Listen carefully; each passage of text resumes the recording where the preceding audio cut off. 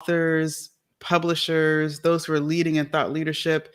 I'm so excited for this conversation that's coming up today. And I'll start it off by asking this question. What is playing in your personal podcast? I love this topic. Terry and I talked about this before we started recording here. And when you think about that, a personal podcast, if it's your internal dialogue, right? What's happening there? So I'm excited. We're going to dive into really the power of our words, why they matter, and how we can infuse them into our work, especially as communicators, teachers, thought leaders, right? We want to really put emphasis and focus on the importance of our words. So I'm really excited to have Terry Short with us today. Let me introduce her and read her bio so that you know who she is. Terry is a leadership coach, speaker, author, and course creator who's passionate about serving leaders and finding their joy. She's changing the world one word at a time. She's always on high alert for words that minimize or limit and those that elevate and inspire. So she wrote a book on this topic and created 4 online courses. She coaches leaders of Fortune 500 companies to hone their impact and own their perspective through their word choices. Terry is passionate about serving others and thriving to lead from and to a place of joy. She's guest spoken on a number of podcasts and has been interviewed on various mediums, including Fast Company and NPR. Her book, The Words We Choose: Your Guide to How and Why Words Matter, was a 2020 American Book Fest finalist, and she won the Bugby Falk Book Award as well. So exciting. Terry, welcome to the Author's Leverage. Oh, I'm so happy to be here. I'm feel like I'm amongst a great audience. I've listened to a lot of your podcast, and there's some great people saying good stuff. Absolutely. Yeah. I love this. Tell me a little bit more, like give us some more of your backstory when it came to like really having that awareness for the power of our words.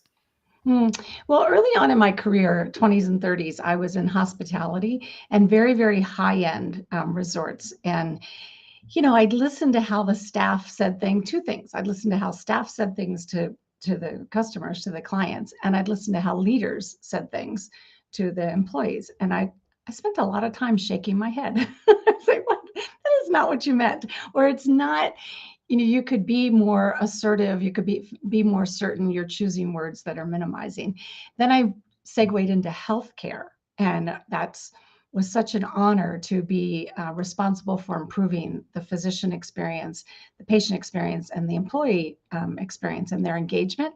Again, boils down to word choices. And so I've found myself in this sort of high alert for what people were saying, and I think that is not what you meant. And so I wrote a book about it. That's amazing. And these are word choices when you're referring to what they're actually verbally speaking to each other, or even in what they write, or in both. Like, where were you seeing this show up most that it was standing out to you? Right. All over. That's a great question. So what I did was I formulated the book to start with, as you said in the intro, that personal podcast. Didn't call it that at the time, but really that your internal narrative. And then I moved to second chapter is more about with loved ones, because there can be triggers and there's a history, so on and so forth. And then in the world at large. So I cover the isms, sexism, racism, phobias, and different things that we say. And then ageism, not sure I said that. Then I moved into words at work. And after that, words that aren't spoken. So email, Twitter, what do you do in 140 characters, that kind of thing. And how we're communicating even with emojis and such. And last but not least, I talk about words that we choose when we are connecting to a higher power. And, so choosing wisely and setting your intention, whether that's in prayer or when you are calling for guidance, let's say. I love that. It's essentially starting with yourself and then Right. kind of bridging out even to, like you said, a spiritual, Mhm. conversation. Let's say the words matter there too. Can you give me an idea of like, what's an example, I should say, of a word that we might assume it means one thing or it's coming across that way, but then what maybe is a better or more powerful word? Absolutely. So I made recently a little sentence about this. So if I might, I'll read it to your Sure. audience because it's a good way to keep some of the keywords in top of mind. So here's my little sentence. And if you're listening, I encourage you to write this down. I will when I want, and I get that I can. So then if you cross out all the I's and you cross out the word that, you're left with will, when, want, and get, and can. And I'd like to talk about some or all of those if we have time, Yes, and what, absolutely. yeah, and what replacement words we have. So these are the positive words, Parshell. Like these are let's call them replacement words, because the way it works is you can't just say, I'm never going to use that word again. You will have a trigger for the prompt to use that word, and you need a replacement word. So let's start with will. Will replaces might, probably. When we say, we'll probably meet our goals, or we might finish this project on time, that's like offering a very large dish of uncertainty, right? So Hmm. switching that out and saying we will. And when you have your personal podcast, let's say you're writing a book, I might be able to write 10,000 words this week. If I say that in my own mind, then it's true. It's true. Hmm. Like when I assert that I might be able to, then it's true that I am uncertain. When I say I will, I'm introducing that certainty, right? Hmm. Hmm. That's huge. What would be because can, right? We talk about something that you can do. That's right. I see that like actually all the words that you just referenced are really powerful words that tie to, especially as entrepreneurs, as Mhm. creatives, as communicators. Like there's something that we're going towards, Right. that we're building towards. So when we think about will, and then you can, Mhm. what is that? What is that replacing? It replaces can't straight up. So if Okay. I've done exercises before where you write can't on a post-it and you just take the scissors and cut off the apostrophe and the T, and Mm, live in the space where you believe you can, because it's the same sort of thing. For as long as you believe you can't do something, you're right. So it's not until you believe you can do something and you start to have that as part of your narrative, that as the podcast playing in your head 24/7, that it becomes real and that it becomes true. and that's so powerful. I mean, it's the Mhm, words that really, really make a difference. And mhm, oftentimes we know what they mean already, but then right, I think when we see it in a certain emphasis or a certain awareness of our words, like that's big as well. Do you find yeah, that to be a challenge? Is that what you noticed in leadership? Just that there was maybe not as much awareness of the words, and it right. was just more of what they were used to using.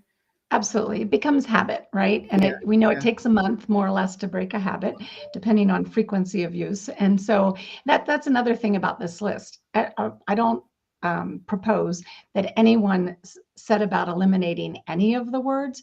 Choose the one that's your go-to word. We typically have these types of habits, and so choose the one that you hear yourself ask somebody. Do I say this frequently? Like Hmm. an example would be the word but. We spend a lot of time, like you're talking to me and you have an idea and I'm listening, and then I insert but we also would want to look at this or what have you. That's a severing what you just said. And what I want to do is I Mm, want to extend it, I want to support it, I want to offer a collaborative joiner to that, and that would be choosing the word end. So and and sometimes I do it to myself. I sometimes, you might say to someone else, I want to share the data from this project we've been working on for the last few months, but we have faced a few obstacles. And so now I'm like, you know, and instead I could so easily say, and I will and also mhm. share and I will also share some of the obstacles we've encountered. That's a much more positive, assertive, hopeful approach, right? Absolutely. One of the words that I've swapped out in the last couple of years was saying I'm sorry. I just realized that there's something I said all the time. Like, dang, I keep saying I'm sorry. There's got to Yeah. be another way to express this. That's right. That's right. And so there's a section about that in the book, and I talk about the replacement for that. So I'm sorry I'm late could be changed up to thank you for waiting for me, right? Yep. A much Yep. more positive approach. And so Yeah. yes, I think that I know a lot of people who lean on that sorry when they're at fault in no way, shape, or In no form. way. Yeah, Right. Yeah. exactly. Well, this is Yeah. really powerful. And it sounds like you've put so much into your book. You've put And so how did you actually go about constructing that and Mhm. writing it? Let's talk a bit more like what into structuring this, because it's pretty hefty. Well, I'm glad you asked me that because, I had that voice playing in my head too, saying, I actually had my mother's voice suggesting that I didn't know anything about writing a book. So here's the thing about the personal podcast. You get to decide. You're the producer, narrator, host, director. You get to decide who comes on and who participates in that narrative. So I shut everybody else's narrative out that offered me doubt. And I started doing some research. So here's what my research indicated. The average nonfiction book is 100 to 120 pages long. Let's call it 110. To write 110 pages was going to be about 50 or 55,000 words. Initially, that sounded daunting. But then I started thinking about then the next research thing was how many words can I write in an hour? Right. And then I said, how many hours a week can I commit to this? So I started making a goal that I would write 10,000 words in a week, which that was a bit lofty because then you would think I'd have them all done in 5 weeks, right? 55,000 words didn't really go down like that. So, yeah, so you be realistic and think about the changes that have to happen. Like, so I kept in OneNote, I kept folders, let's say, and sometimes, Parshell, I would actually talk to my iPad. I'd tell a story to my iPad, right? And then I'd go back, and that gave me a leg up on my 10,000 words for the week. So I followed this very strict sort of process to keep me, because everybody likes to check a box, right? I'm going, whoa, 10,000 check. And so I methodically got to that sweet spot. That's amazing. And then in how you actually went about organizing these, and structuring out the information itself, that is always very interesting, depending on the topic and what, so I heard you did the research, you Mhm. set aside the time, you committed to that. But even when it came to organizing that, was that somewhere that you had more support through? Yes. Okay, good. I was Yes. just, Yeah, okay. yeah, yeah. So pick your team and pick your team well. So I actually Yes. chose out of the gate, I was with 22 people. So I sent out the outline, which was roughly going to be the chapters, right? So I Mhm. sent out an outline and, saying, do these topics appeal? And before I did anything, I sent out this outline. Out of the 22, I had a dozen people sort of actively engage and respond and so on and so forth. So from that dozen, then when I started writing, I'd send things off or I'd seek a story or what have you from them. And in the end, it got down to 7 out of the 12. Ends up there's 7 chapters in the book. So then what each person of the 7 got a chapter to review. So all Mm. that happened before I even went proceeded with my editor. So I all along got a lot of feedback, and I wrote Yes. about things that I didn't have experience in. There's a section Mm. on grief and how to speak to someone who's grieving. Mhm. There's a section on racism, and I'm a white woman. So I pulled in resources from all around, and that was incredibly helpful, and it made the book much better than it would have been had I sat in a corner and done it myself. Yeah, and Yeah. those honestly, those tend to be books that really stand the test of time, and the stories and the information are just coming from, definitely a well-researched place, right? And the Mhm. feedback came directly from those leaders, from the people that you were Yeah. writing to. So that was really powerful. Yes. Yes. And I very much enjoyed the connections too that I maintain to this day, and some of the people that I reached out to for research and such, Yeah. which is super fun. That's the way to go. Now, Yeah. let's switch gears and talk a little bit also about, again, what you're teaching in Words That Matter. Our language gives us options as leaders and how to communicate. So, what's your best advice that you would share with those who are listening in, who are leaders and maybe are maybe in the process of writing a book or wanting to improve how they communicate with others? Mhm. What advice comes to that you're able to share specifically to how we can have just a little bit more thought that goes into the words that we're choosing? It's an excellent and very loaded question. So there's a lot to unpack there.